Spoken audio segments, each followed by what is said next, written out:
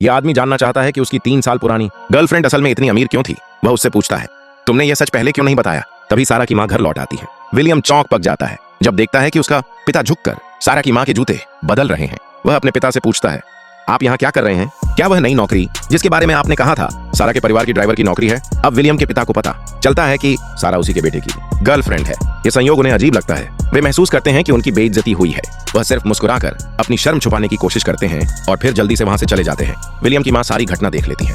तभी उन्हें समझ आता है कि उनके पति की नौकरी और वह बीमा पॉलिसी जिसे वे साइन करने वाली थी, दोनों ही वास्तव में सारा की माँ ने तय किए थे। उन्हें सारा की माँ की उस बात की याद आती है जिसका मकसद सिर्फ उनके दोनों परिवारों के बीच का फर्क दिखाना था। अपने परिवार को अपमानित होते देखकर विलियम आखिरकार फट पड़ता है।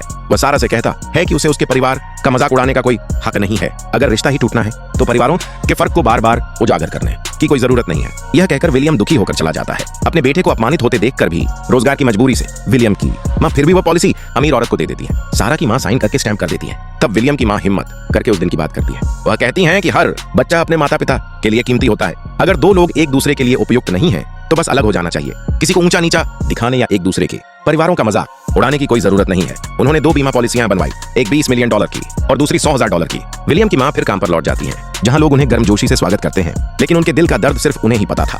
उधर विलियम का पिता अपने बेटे के दुखी चेहरे को याद करता है। उसे याद आता है कि कैसे पहली बार सारा की माँ दुकान पर आई थी और फिर ड्राइवर की नौकरी की बात हुई थी। अब उसे स्पष्ट हो गया था कि यह कोई संयोग नहीं था। अपने बेटे की इज्जत बचाने के लिए वह कार की चाबियां रख देता है और नौकरी छोड़ देता है। जब वह गैरेज से बाहर निकल रहा था तो देखा कि सारा की माँ फोन पर बात कर रही थी। गुस्से में उसने लॉन का स्प्रिंकलर चालू कर दिया, जिससे सारा की माँ पूरी तरह भीग गई और उसे अपने बेटे के लिए थोड़ा सा बदला सा महसूस हुआ।